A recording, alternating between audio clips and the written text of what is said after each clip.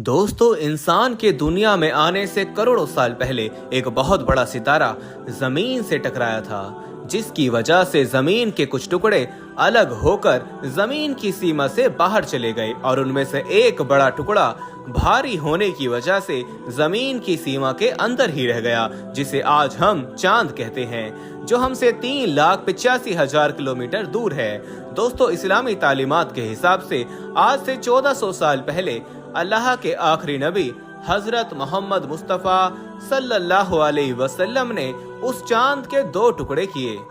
मगर सवाल ये है कि क्या आज की साइंस जो चांद तक पहुंच चुकी है और बहुत सारे एस्ट्रोनॉट्स चांद पर कदम भी रख चुके हैं, क्या उन्हें चांद के टुकड़े होने का कोई सबूत मिले या नहीं?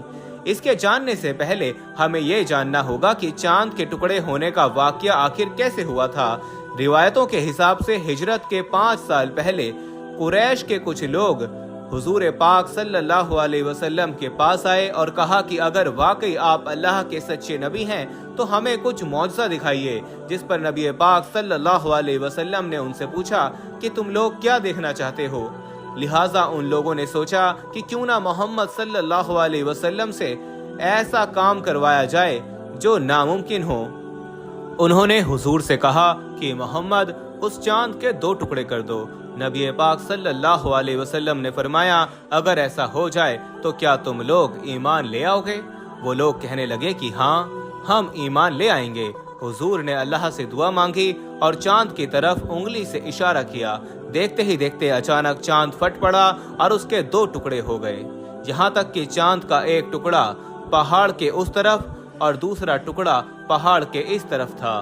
सब लोगों ने यह मंजर साफ तौर पर अपनी आंखों से देखा। फिर मोहम्मद सल्लल्लाहु अलैहि वसल्लम ने फरमाया, लोगों देख लो, याद रखना और गवाह रहना। उसके बाद आपने अपनी उंगली से चांद की तरफ इशारा किया और वो देखते ही देखते पहले की तरह जुड़ गया। मगर उन काफिरों ने इतना बड़ा मौजज़ा देखने के बाद भी कहा कि ये तो सिर्फ मोहम्मद का एक जादू है, माज़अल्लाह। और हुजूर सल्लल्लाहु अलैहि वसल्लम पर यह जादू का इल्जाम लगाने वालों में अबू जहल भी था। मगर कुरैश के कुछ अक्लमंद लोगों का मानना था कि जादू का असर सिर्फ सामने रहने वालों पर ही रहता है, इसका असर सारी दुनिया पर नहीं हो सकता। लिहाजा उन्होंने तय किया कि जो लोग दूसरे इलाकों और मुल्कों में गए हुए हैं, जब वो सफर से मक्का वापस आएंगे तो उनसे पूछेंगे कि क्या उन्होंने दूसरे इलाकों में भी चांद को 2 टुकड़े होते देखा था।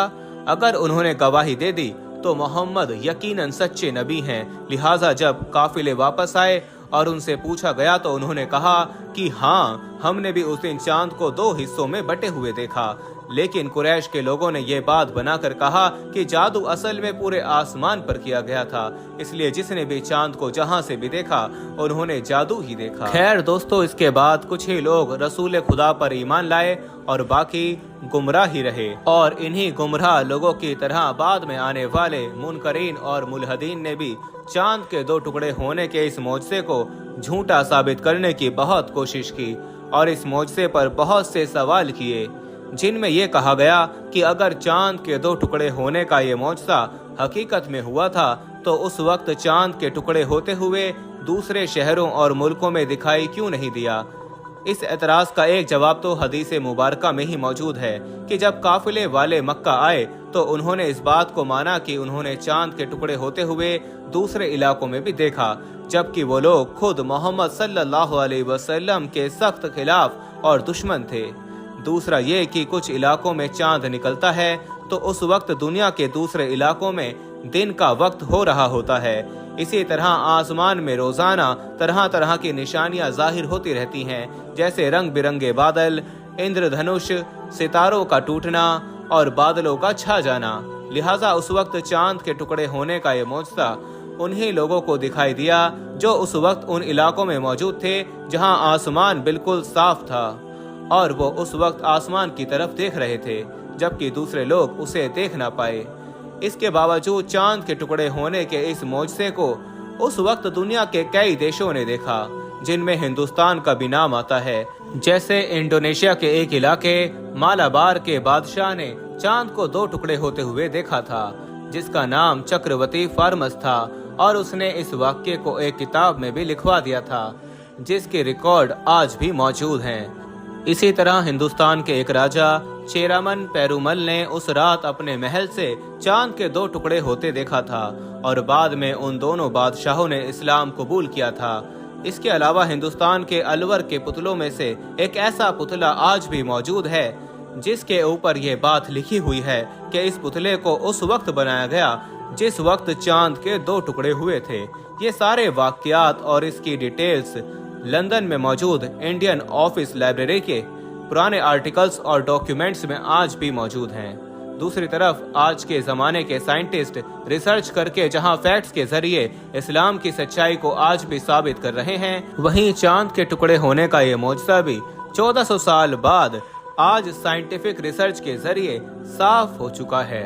दरअसल साल 1680 में एक रियाजी दां और आसमान की जानकारी रखने वाले डोमेंसियो कसीनी ने चांद के बारे में बहुत डिटेल से पढ़ा और चांद की एक तस्वीर बनाई।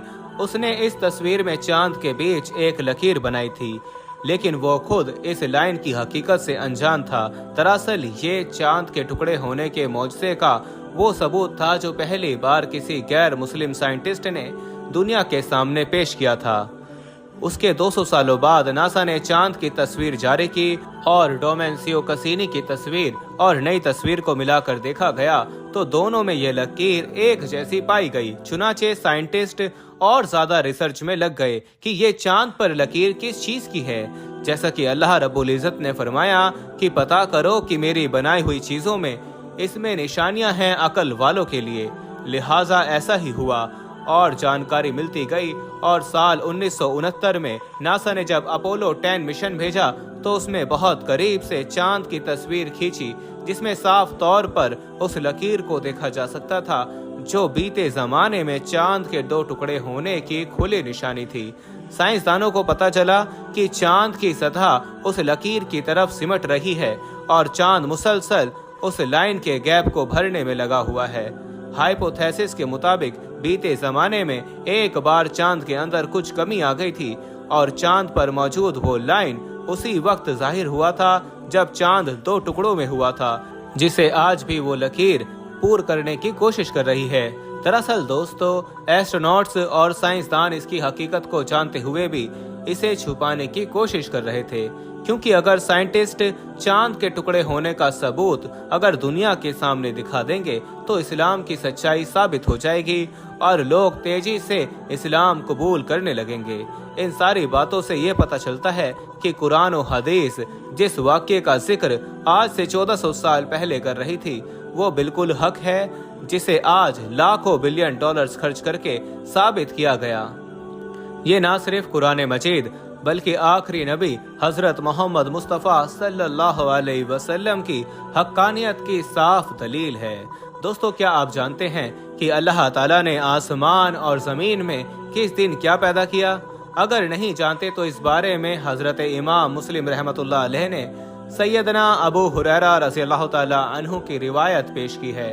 वो कहते हैं कि नबी अकरम सल्लल्लाहु अलैहि वसल्लम ने मेरा हाथ पकड़ा और फरमाया, अल्लाह ताला ने हफ्ते के दिन यानी शनिचर के दिन मिट्टी को पैदा किया और इतवार के दिन जमीन में पहाड़ और पीर के दिन यानी सोमवार के दिन दरख्त और मंगल के दिन तकलीफ, मुसीबतें, जरासीम और बीमारियां और बुध के दिन नूर को और जुमरात के दिन जमीन में जो चौपाइयों को फैला दिया गया और तमाम मखलूकात में जुम्मे के दिन की आखिरी घड़ियों यानी असर से रात के बीच में आदम अलैहिस्सलाम को पैदा किया। तो मेरे दोस्तों, हम उम्मीद करते हैं कि इस वीडियो को देखने के बाद आपका भी ईमान ताज़ा हो गया होगा। मिलेंगे इंशाअल्लाह ताला फिर एक नई वीडियो के साथ। तब तक के लिए अस्सलामु अलैकुम, अल्लाह हाफिज।